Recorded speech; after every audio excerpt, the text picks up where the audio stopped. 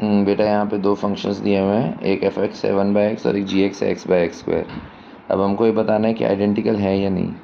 तो देखो इसमें आइडेंटिकल के लिए पहले डोमेन ऑफ एफ देखा, तो डिनोमिनेटर में ज़ीरो नहीं आ सकता, इसलिए r-0 कर दिया। ठीक है, r-0। उसके बाद यहाँ पे भी डिनोमिनेटर में अगर x की वैल्यू 0 हो गई तो डिनोमिनेटर में 0 आ जाएगा, वो 0/0 फॉर्म होगा, वो भी अनडिफाइंड बन जाएगा, इसलिए इसकी डोमेन में भी 0 नहीं आ सकता r-0। और रेंज भी सेम ही है। अब देखो अगर x नॉट इक्वल टू 0 है, डोमेन x में 0 नहीं आ सकता, तो हम x कैंसिल कर सकते हैं। तो अगर x कैंसिल कर दिया तो ये 1/x ही बन जाएगा, है ना, और ये भी 1/x है, तो इसका मतलब रेंज भी सेम ही आ जाएगा। कैसे? y belongs to r-0, y belongs to नहीं 1/x का अगर हम ग्राफ बनाएं तो 1/x का ग्राफ कुछ इस तरह से होता है। 1/x है ना, पॉजिटिव के लिए ये और नेगेटिव के लिए ये। हाँ, तो मतलब ये कभी 0 अचीव नहीं हो रहा है, तो r में से 0 माइनस कर देंगे, तो इधर इसमें भी ऐसे ही है।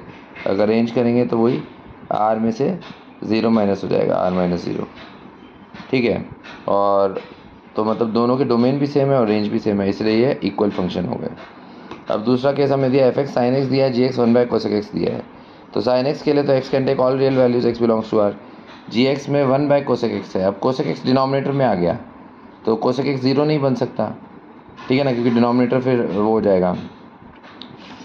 और cos x के डिनोमिनेटर में 1/sin x होता है, तो अगर sin x 0 बन गया तो cos x अनडिफाइंड हो जाएगा, है ना बेटा।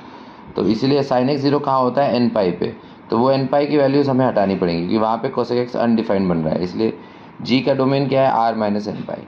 तो यहाँ r-n पाई आया, यहाँ r आया, ये अलग अलग हो गया, domain of f not equal to domain of g, इसलिए ये नॉट आइडेंटिकल में आएगा। ओके।